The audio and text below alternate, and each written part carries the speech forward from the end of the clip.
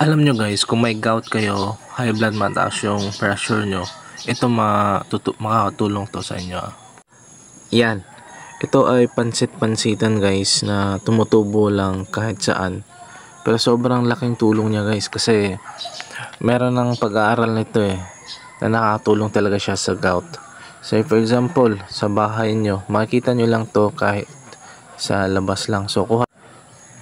So ganito po siya guys, ganito po yung itsura ni pansit-pansitan. Okay? So yung pansit-pansitan guys, nakakatulong talaga to sa may mga gout o may mga problem sa uric acid, kidney stones. So bihira lang po tayo makakita nito if you are in the city. Kasi sa probinsya, sobrang dami nito. Kasi tumutubo lang to kahit saan.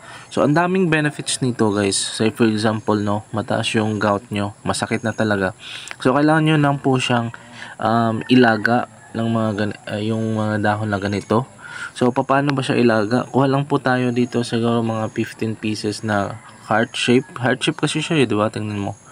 So 15 pieces na mga dahon. Make sure na kailangan hugasan na mabuti siya bago siya ilaga kasi yung ibang dahon niya is nakalapat po siya na sa lan. So kailangan natin hugasan ng 3 beses.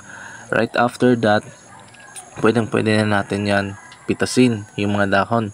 So para lang po siyang mga kalumunggay So say for example ito kukunin natin to, tapos kukunin natin to, yung medyo tangkay lang na dahon sa pansit-pansitan kasi much more on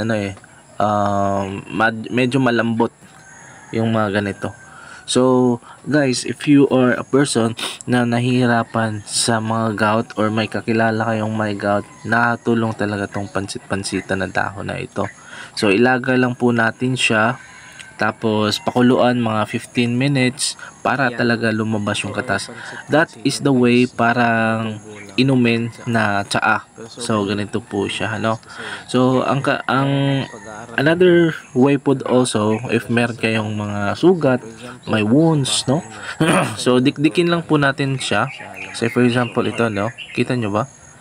So didikdikin lang po natin yan hanggat lumabas yung katas. Pero wag nyong lagyan ng tubig guys Kailangan lang po natin siyang puro na yung katas lumabas. So lagay lang po natin yung katas ng dahon ni pansit-pansitan. So ayon sa pag-aaral talaga guys sa eskwelahan na UP, yan, nasuri na nila ito na sobrang nakatulong talaga sa may mga gout problem. If you are a person or may kakilala ka po may mga gout, so itong pansit-pansitan na ito is sobrang nakatulong.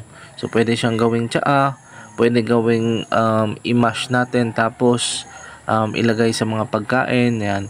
Pwede po siya ganun. So ganun lang, yan lang po guys. If you are a person na gusto maka-learn ng iba't ibang klaseng halaman or mga benefits ng halaman, don't forget to follow me para always kayo updated sa sa vlogging natin. Salamat, have a great day, bye bye.